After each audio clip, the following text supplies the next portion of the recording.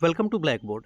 आज के अपने इस वीडियो में हम डिस्कस करेंगे रसिया का सबसे बेहतरीन स्ट्रेटेजिक बॉम्बर TU-160 के बारे में। आज की वीडियो में हम ये भी जानेंगे कि बॉम्बर क्या होता है और इसका इंपॉर्टेंस क्या होता है। चलिए वीडियो को शुरू करते हैं। सबसे पहले बॉम्बर क्या था? बॉम्बर एक ऐसा स्ट्रेटेजिक एयरक्राफ्ट होता है जिसका इस्तेमाल एनिमी के डीप किसी भी टेरिटरी में डीप स्ट्राइकिंग के लिए किया जाता है। मतलब एनिमी के टेरिटरी में आप अंदर जाते हैं चुपके से और वहाँ अपने हिसाब का कन्वेंशनल बॉम्ब हो चाहे एटॉमिक वेपन हो, उसका इस्तेमाल आप आराम से इस बॉम्बर की सहायता से कर सकते हैं।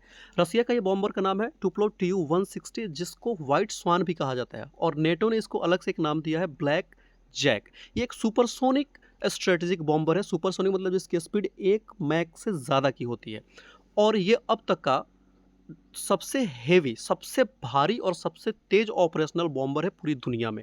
इसके कुछ स्पेसिफिकेशन की हम बात करते हैं तो मैन्युफैक्चरर टुपोलेव डिज़ाइन ब्यूरो, जी हाँ, रसिया ने इसको डेवलप किया है। जब ये रसिया मतलब सोवियत यूनियन हुआ करता था तब की बात हो रही है। रोल स्ट्रेटेजिक बॉम्बर है। स्ट्रेटेजिक बॉम्बर न्यूक्लियर और कन्वेंशनल दोनों प्रकार के हैवी बॉम्बिंग के लिए जाने जाते हैं। क्रू इसमें 4 होता है, बाकी में तो 1-2 होते हैं, इसमें 4 होते हैं। एक पायलट, फिर को-पायलट, एक बॉम्ब को स्पेसिफिक देखने वाला और एक डिफेंसिव जो सिस्टम होता है उसको ऑपरेट करना। टोटल 4 इसमें क्रू होते हैं।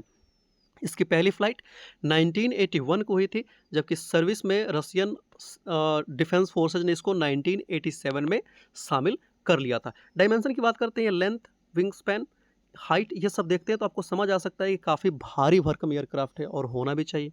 भाई इतनी ज़्यादा मात्रा में 45,000 किलोग्राम तक का बॉम्ब ये अपने साथ कैरी करता है, न्यूक्लियर वेपन को कैरी करता है तो भारी तो होगा ही होगा। और इनकी सबसे खास बात होती है ना रेंज, काफ़ी दूर तक एक बार फ्यूल भरेंगे और काफ़ी दूर तक ये फ्लाई कर सकते हैं। परफॉर्मेंस की बात करते हैं तो मैक 2 इसकी स्पीड होती है अगर ये हाई एल्टीट्यूड पे होता है, ऊंचाई ज़्यादा होती है, और मैक 1 के आसपास का हो जाता है जब ये कम ऊंचाई पर लो एल्टीट्यूड पे फ्लाई करता है। रेंज 12,300 किलोमीटर है, अगर एक बार फ्यूल भर लिया तो इतना किलोमीटर। हालांकि एयर टू एयर रिफ्यूलिंग होती है, हवा से इसमें फ्यूल भर सकते हैं और इस रेंज को आप एक्सटेंड कर सकते हैं जितना आप चाहें उतना। यही सबसे घातक है। एक बार हवा में चला गया तो बहुत लंबे समय तक हवा में ये लटके रहेगा, इसको कोई फ़र्क नहीं पड़ता दुनिया में क्या चल रहा है। कॉम्बैट रेडियस 7300 किलोमीटर के आसपास का है, जबकि इसका रेट ऑफ क्लाइंबिंग जो है वो 70 मीटर पर सेकंड है। मतलब 1 सेकंड में 70 मीटर ये ऊंचाई गेन कर सकता है। इस रेट से ये ऊंचाई पे जा सकता है। इंजन बाकी में 1, 2, 3 होते हैं, 1, 2 ही होते हैं फाइटर एयरक्राफ्ट में, इसमें 4 है। कितने? 4 है। और एक इंजन इसमें है जो थ्रस्ट जनरेट करता है वो 245 किलो न्यूटन का है। चारों मिलकर कितना करते हैं उनको देख लीजिए। इसका वेट की वजन की बात करते हैं तो एमटी में है 1,10,000 किलोग्राम। सोचिए कितना भारी है एमटी, खाली खाली 1,10,000।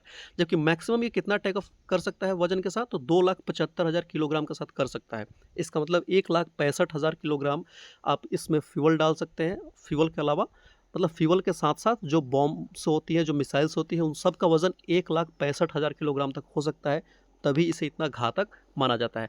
12 मिसाइल अपने साथ लेके जा सकता है जो न्यूक्लियर कैपेबल हो सकते हैं। जी हाँ, आराम से न्यूक्लियर वारहेड लगाइए और हिट कर दीजिए।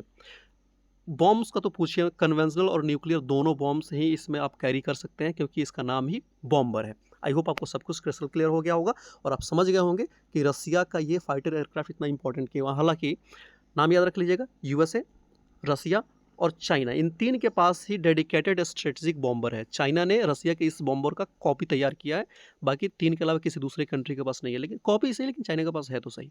टोटल 3 ही है।